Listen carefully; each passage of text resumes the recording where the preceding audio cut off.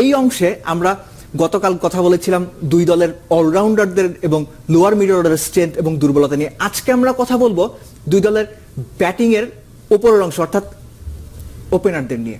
বাংলাদেশ দলে আপনারা জানেন যে Soumya, Tamim, Imrul, at the same time ভারতীয় দলে দুজন স্পেশালিস্ট ওপেনার লোকেশ রাহুল এবং মুরলী বিজয়, এবং এই স্ট্যাটগুলো নিয়ে তারা কে কেমন করছেন এগুলো নিয়ে আমার সঙ্গে এখন যোগ দিচ্ছেন তরিকুল ইসলাম নাহিন। সবকিছু তিনিই জানাবেন। দেব, আপনাকে ধন্যবাদ। আপনি যদি আমাকে জিজ্ঞেস করেন ওপেনিং এর সেকশনে, তাহলে আমি বলবো সৌম্য সরকার আমার কাছে অন্তত এই বাংলাদেশ সিলেকশনের মধ্যে সবচেয়ে surprise package. No one even কেউ কিন্তু আসলে এক্সপেক্ট করেনি সৌম্য সরকার আবারও সিলেক্টেড হবেন, বাট হি ইজ। তবে সৌম্য সরকার কিন্তু আসলে যদি আমি বলি তাহলে কিন্তু ওর টেস্টে অতটাও অভিজ্ঞ না। 4 ম্যাচ তিনি খেলেছেন এবং 4 ম্যাচে কিন্তু তিনি রান 86 করেছেন, গড় প্রায় 33 ছুঁই। এর মধ্যে তিনি একটা 50 করেছেন, সেরা কিন্তু তার 86। ভারতের সাথে তিনি একটা ম্যাচ খেলেছেন, সেই একটা ম্যাচে কিন্তু 37 স্কোর করেছেন। সেই 37 স্কোরে তার গড়ও আসলে সেই 37। দেব, সৌম্যর ব্যাপারে আপনি যদি কিছু বলেন, আপনার কাছ থেকে আমি শুনতে চাচ্ছি। আমি আসলে এই ব্যাপারটা একটু ফাহিম স্যারের সঙ্গে কথা বলতে চাই যে সৌম্যর ব্যাক ইন ফর্ম, স্পেশালি আমরা যদি দেখি তাওরাঙ্গাতে লাস্ট যে দুটো টি20 ম্যাচ ছিল সেখানে 40 অর্ডার দুটো ইনিংস খেললেন এবং ইমরুলের ইনজুরিতে সেকেন্ড টেস্টে ওপেনিং করার সুযোগ পেলেন, and he played 86 run innings, he was the top scorer. মানে ফাহিমের খুব ছোট করে বলবেন যে it is the indication he is back in form. আমার মনে হয় যে আজকে 50 করেছেন তিনি। ও যে 86 রানের জিনিসটা খেলেছিল ওখানে কিন্তু ও খুব কোয়াইটলি খেলেছে, যদিও স্ট্রাইক রেটটা যথেষ্ট ভালো ছিল, কিন্তু ও কিন্তু এলোপাথারি খেলেনি। ও খুব লিমিটেড কিছু শট খেলেছিল এবং তার মধ্যে দিয়ে কিন্তু at a good rate he was scoring his runs. ও যদি ওই ধরনের ক্রিকেটটা খেলে, ও কিছু শট যদি ওকে একটু কাটছাট করে খেলতে পারে, যেটা টেস্ট ক্রিকেটে ইজ আ মাস্ট, তাহলে আমার মনে হয় ও he can be very effective এবং লম্বা খেলতেও পারবে। আজকে যেখানে ইনিশিয়ালি ব্যাটসম্যানে খেলতে পারছিল না, সেখানেও একটা 50 রানের ইনিংস খেলেছে, এটা ইন্ডিকেটস যে না, ও চাইলে ও খেলতে পারবে।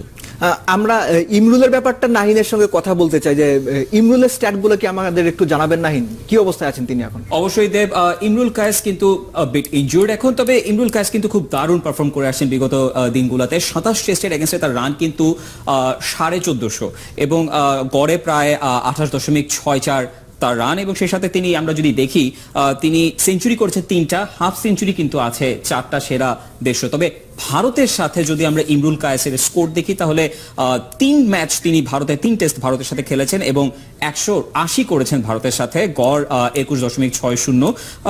হাফ সেঞ্চুরি আছে একটা, সেরা 72। তবে সবকিছু ছাপিয়ে কিন্তু আসলে তার আমরা অভিজ্ঞতাটাকে কিন্তু আসলে বড় করে দেখতে পারি। দেব, নাহিন ইমরুলের ব্যাপারটা শুনলাম এবং ultimately the irreplaceable Tamim Iqbal, dashing Tamim, তামিমের স্ট্যাটগুলো যদি ভারতের বিপক্ষে এবং ওভারঅল দেব, তামিম কিন্তু আসলে একদম আপনি যেটা বললেন যে তাকে একদমই ওই জায়গা থেকে সরানোর মতো না, কারণ তার অভিজ্ঞতা।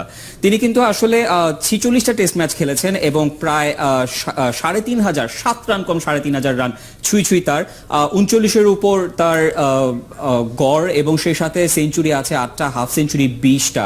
ভারতের সাথে তিনি 3টা ম্যাচ খেলেছেন, টেস্ট খেলেছেন, এবং 3 টেস্টে কিন্তু তার দারুণ পারফরমেন্স। আমরা যদি দেখি তিনি প্রায় গড় তার ভারতের সাথে 53-র উপরে, বলতে গেলে 53.80, সেঞ্চুরি একটা, হাফ সেঞ্চুরি একটা, এবং একটা 151 রানের ইনিংস তিনি ভারতের সাথে খেলেছেন।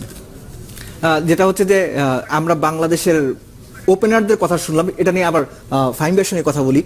তামিম এবং ইমরুলের যে পার্টনারশিপটা, তো বলা হয় যে বাংলাদেশের টেস্ট ক্রিকেটে this is the most significant partnership over the top. আপনি কি অ্যাগ্রিড? ডেফিনেটলি ওদের কয়েকটা বেশ ভালো পার্টনারশিপ আছে, আমরা দেখেছি 2-1টা বোধহয় রেকর্ডও আছে টপ ইয়েতে।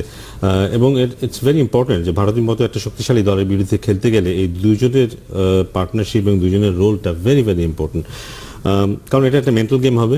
আমরা জানি যে ভারত বড় স্কোর করতে অভ্যস্ত, আমাদেরকেও সেই জিনিসটা করতে হবে। শুরুতে যদি আমরা করতে না পারি তাহলে যে মোমেন্টামটা আমরা হারিয়ে ফেলতে পারি সেটা ফেরত আসাটা আমাদের জন্য খুব কঠিন হবে। ভারতের বোলিংও কিন্তু পেস আর স্পিন মিলিয়ে ভেরি ভেরি স্মার্ট বোলার্স, খুবই স্মার্ট বোলার, কিন্তু ওদের কন্ডিশনটাকে কিভাবে ইউজ করতে হয় এটা খুব ভালোভাবে ওরা জানে। এবং সেই ক্ষেত্রে Tamim is definitely is a batsman যে যদি ভালো খেলে তাহলে হয়তো আমরা ভারতকে কিছুটা হলে ব্যাকফুটে ফেলতে পারবো, আর দুজন ভালো খেলে তো কথাই নেই। ফাহিম ভাই, আমরা আবারও এই আলোচনাতে আসবো। বাংলাদেশের ওপেনারদের কথা শুনলাম, এবার ভারতেরটা। তো সবার আগে মুরলী বিজয় পার্সোনালি তার ব্যাটিং আমার খুব পছন্দ। তামিমের পর কারো ব্যাটিং যদি পছন্দ, দ্যাট ইজ মুরলী বিজয়। নাহিন, মুরলী বিজয় নিয়ে আপনার কাছে কি স্ট্যাট? দেব, মুরলী বিজয় আর তামিমের মাঝখানে পার্থক্যটা আছে মাত্র এক টেস্টের, কিন্তু দুজনকে যদি আপনি তুলনা করেন তাহলে দুজন কিন্তু প্রায় সেম টু সেম। কারণ 47 ম্যাচ 46 যেরকম তামিম টেস্ট খেলেছে, 47 মুরলী বিজয় খেলেছে। তারও রান প্রায় 3180 তামিমের চেয়ে কম, গড় প্রায় 40-এর উপরে। সেঞ্চুরি তামিমের সমানই 8টা, তবে হাফ সেঞ্চুরি তামিমের চেয়ে 6টা কম। আর সেরা তার 167। বাংলাদেশের বিপক্ষে তিনি 2টা ম্যাচ খেলেছেন, এবং বাংলাদেশের বিপক্ষে স্ট্যাটটা যদি আমরা ব্যাটটা একটু বেশি চওড়া হয়ে যায় বাংলাদেশের বিপক্ষে। সেটা অবশ্যই 2টা ম্যাচ তিনি বাংলাদেশের সাথে খেলেছেন, এবং 2টা ম্যাচে কিন্তু তার গড় 90 করে, 180 রান করেছেন 2 ম্যাচে, 90 গড়ে। এর মধ্যে আবার 150 রানের একটা নক তিনি খেলেছেন। নাহিন, আরেকটা বিষয় হচ্ছে যে লোকেশ রাহুল সোফার আমার যেটা মনে হয় যে he is a kind of a player যে যখন স্টার্ট করে খুব দ্রুত যদি আউট না হন, he can make it a very big innings. তার ক্যারিয়ার যদি আমরা দেখি, সেই ক্ষেত্রে আমরা দেখতে পাবো যে 4টা 100, 1টা 50। লোকেশ রাহুলকে নিয়ে আপনার কি মনে হয়? দেব, আপনি ঠিক বলেছেন, তিনি কিন্তু 12টা ম্যাচ মাত্র খেলেছেন, মাত্র 12টা টেস্ট, এবং 12টা টেস্টের মধ্যে লোকেশ রাহুলের একটা 199 রানের ইনিংস আছে, এবং সেই সাথে আপনার 4টা সেঞ্চুরি, আপনি যেটা একটু আগে বলছিলেন, সাথে একটা হাফ সেঞ্চুরি। মাত্র 12 টেস্টে তিনি কিন্তু প্রায় 800 রান সংগ্রহ করে ফেলেছেন, এবং লোকেশ রাহুল সর্ট অফ এমন প্লেয়ার, হাসি মামলার একটা ছাড় কিন্তু আপনি তার মধ্যে দেখতে পারবেন। আপনি যদি তাকে প্রথম দিকে না আউট করতে পারেন, হি can be very very dangerous. Say dangerous হবে না নাহিন, এটাই আমরা প্রত্যাশা করি, ভক্তরাও সম্ভবত তাই প্রত্যাশা করে। Thank you very much Fahim ভাই। যেটা হচ্ছে যে লোকেশ রাহুলের হাই স্কোর 199, আমি যদি ভুল না করি মোহাম্মদ আজহারউদ্দিনের হাইস্ট রানও কিন্তু ছিল 199, probably that was against England also, এবং তার 199 রানও ইংল্যান্ডের এগেইনস্টে। এই লোকেশ রাহুল প্লেয়ারটাকে মানে আপনার কেমন মনে হয়, how effective he can B? ইন্ডিয়াতে এখন আমরা যে ওদের দল নির্বাচনের যে পলিসিগুলো, ওরা T20, ওয়ানডে এবং ইয়াতে কিন্তু ডিফারেন্ট দল করে। ও ওয়ানডেতেও আছে বোধহয়, টি-20ও খেলেছে, টি20তেও আছে, এবং সে টেস্ট ক্রিকেটে খেলছে। তার মানে ওর quality is very very high, very much capable, very much capable, এবং ওপেন করে। তার মানে he is very very skilful.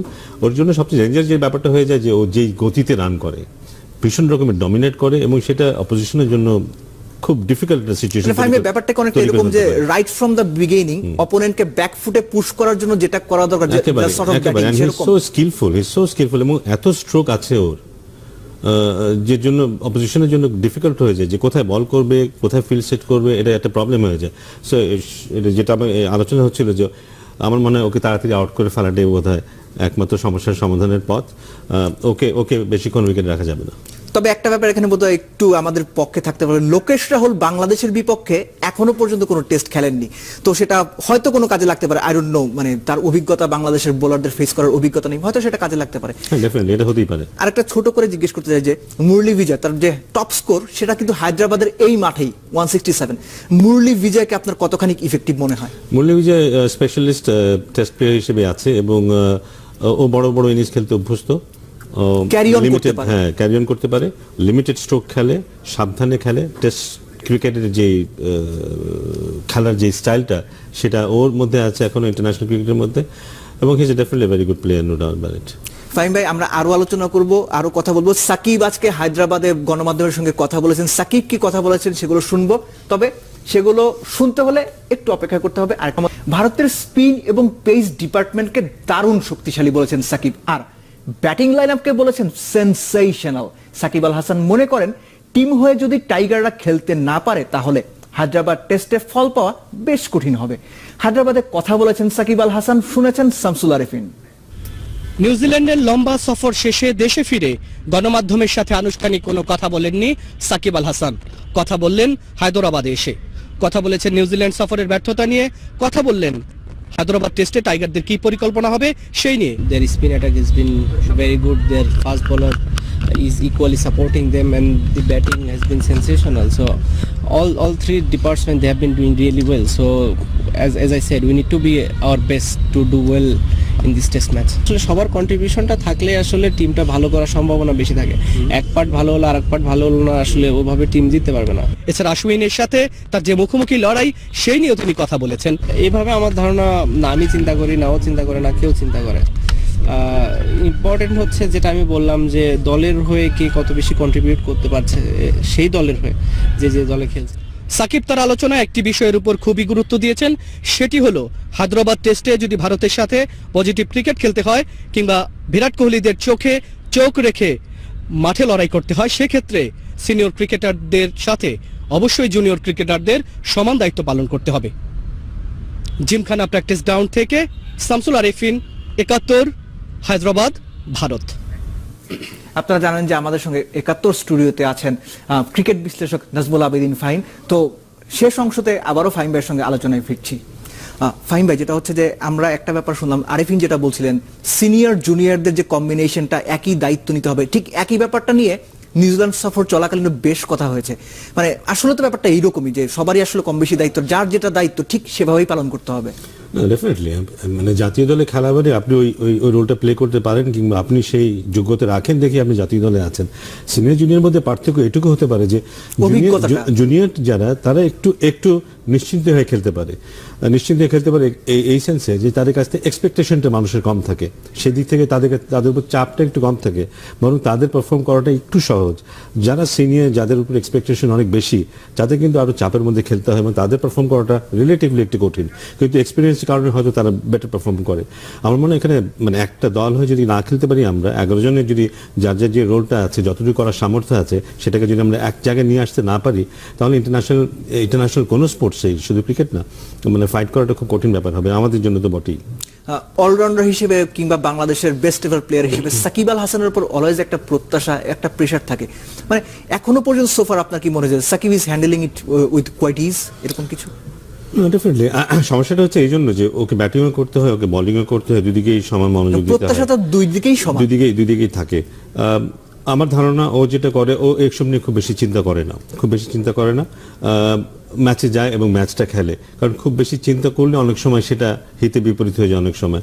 তবে আবার অ্যাট দ্য সেম টাইম খারাপ সময় যখন যায়, খারাপ একটা কাজ করার পরে, খারাপ কোনো পারফর্ম করার পরে, আমার মনে হয় কিছু চিন্তা ভাবনা করার দরকারও আছে, সেটা হয়তো তাকে আবার রিঅর্গানাইজ হতে সাহায্য করবে।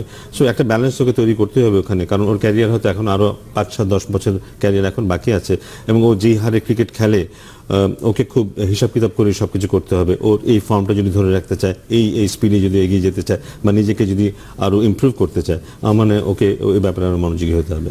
ফাহিম ভাই, 71 স্টুডিওতে সময় দেওয়ার জন্য আপনাকে অসংখ্য ধন্যবাদ। আশা করছি ভবিষ্যতে আবারও আপনাকে পাবো। নিশ্চয়ই, আপনাকে ধন্যবাদ, 71 টিভিকেও ধন্যবাদ।